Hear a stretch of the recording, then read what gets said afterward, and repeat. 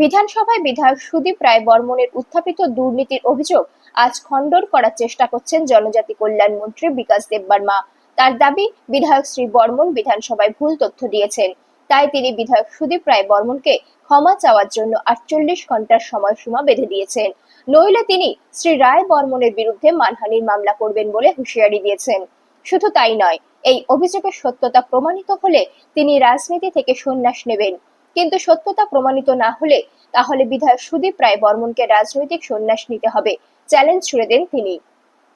আজ সাংবাদিক সম্মেলনে মন্ত্রী বিকাশ দেববর্মা বিধানসভায় বিধায়ক সুদীপ রায় বর্মনের আনা সমস্ত অভিযোগ এক প্রকার খণ্ডন করার চেষ্টা করেন।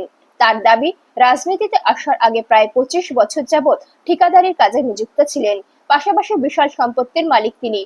তাছাড়া তার পরিবারের সব সদস্য সরকারি চাকুরিতে যুক্ত রয়েছেন। এই দিন তিনি বলেন, মন্ত্রী পদে বসার আগে আগরতলায় 2টি বাড়িও ছিল তার। তিনি দাবি করেন তার পিতা এবং পিতামহ বিশাল সম্পত্তির মালিক ছিলেন, প্রায় 200 কানি জমির মালিক ছিলেন তারা। বিধায়ক সুদীপ বাবুর দেওয়া তথ্যের দ্বিগুণ সম্পত্তির মালিক বলেও দাবি করেন তিনি। এই দিন তিনি আরো বলেন, তেলিয়ামুড়ায় এবং খোয়াই বেহালা বাড়িতে তার ছেলে ও স্ত্রীর নামে কোনো পেট্রোল পাম্প নেই। বিধানসভায় বিধায়ক শ্রী বর্মন ভুল তথ্য দিয়েছেন। পাশাপাশি বিধানসভায় মাতৃভাষা ককবরকের অপমান করেছেন কংগ্রেস বিধায়ক। তিনি আক্ষেপ করে বলেন, শ্রী বর্মন তার রাজনৈতিক জীবন নষ্ট করতে চাইছিলেন। তার অপরাধ, তিনি জনজাতি পরিবারের সন্তান। কারণ শ্রী বর্মনের বদ্ধমূল ধারণা, জনজাতিরা কখনোই ব্যবসায়ী হতে পারে না। তার কথায়, কংগ্রেস কখনো জনজাতিদের উন্নয়ন চায়নি, তাই ত্রিপুরাবাসী কংগ্রেসকে চিরতরে বিদায় দিয়েছেন। 48 ঘন্টার মধ্যে যদি উনার যে বলেছে যে আমার এই আছে সেই আছে, এখানে পেট্রোল পাম্প আছে, অ্যাডভাইজার কমিউনিটি আমার এই ইলালুদের বাড়ি আমি কিনেছি, আর ওই বেহালা বাড়ি আমার পেট্রোল পাম্প আছে, এটা সম্পূর্ণ মিথ্যা। আমি খণ্ডন করছি এবং আমি চ্যালেঞ্জ করছি যদি ইলালুদের বাড়ি যদি আমি কিনি, তাহলে আমরা পেট্রোল পাম্প যদি থাকে, বেহালা বাড়ি যদি পেট্রোল পাম্প থাকে, আমি আজকের থেকে আমি রাজনৈতিক সন্ন্যাস নেব। উনি যদি প্রমাণ যদি না করতে পারেন, উনিও সন্ন্যাস নিতে হবে। বিধায়ক সুদীপ বর্মন যেটুকু বলছে, এটা থেকে আরও বেশি আছে আমার। আগরতলা শহরে 2003 কোথা থেকে পয়সা পেয়েছে?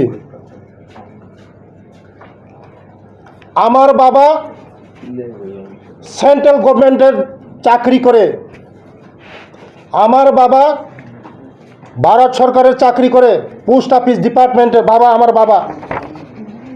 আর আমার মা সমাজ শিক্ষা দপ্তরের মাস্টার করে, টিচার। আমার ছোট ভাই ত্রিপুরা সরকারের টিচার। আমার দিদি গভর্নমেন্টের চাকরি।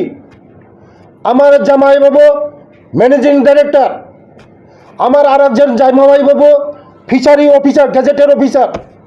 আমার এক ভাগিনা এই আগরতলা শহরে SBI এর ম্যানেজার, স্টেট ব্যাংকের ম্যানেজার।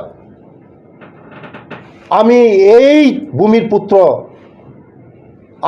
ভূমির পুত্র। আপনার কি উৎস আছে? আপনারও তো সম্পত্তি আছে, কোটি কোটি টাকার সম্পত্তি আছে আপনার। আমি তো বিজনেস করছি, সব দেখাচ্ছি আপনাদেরকে। বিজনেস কন্ট্রাক্টর করছি, কোটি কোটি টাকা ওয়ার্ক অর্ডার আছে, সব আছে, ওয়ার্ক অর্ডার আছে। আমার মা বাবা সেন্ট্রাল গভর্নমেন্টের চাকরি করে, বাবা চাকরি করে, মা চাকরি করে, ভাই চাকরি করে, বোন চাকরি করে, আমার ফ্যামিলি সব চাকরি করে, সব চাকরি করে। তারপরেও আমি বলছি আমার অনেক বিজনেস আছে। এই রাজনৈতিক জীবনে আসার আগে আমার বিজনেস অনেক আছে। আমার বাবার প্রপার্টি, আমার দাদুর প্রপার্টি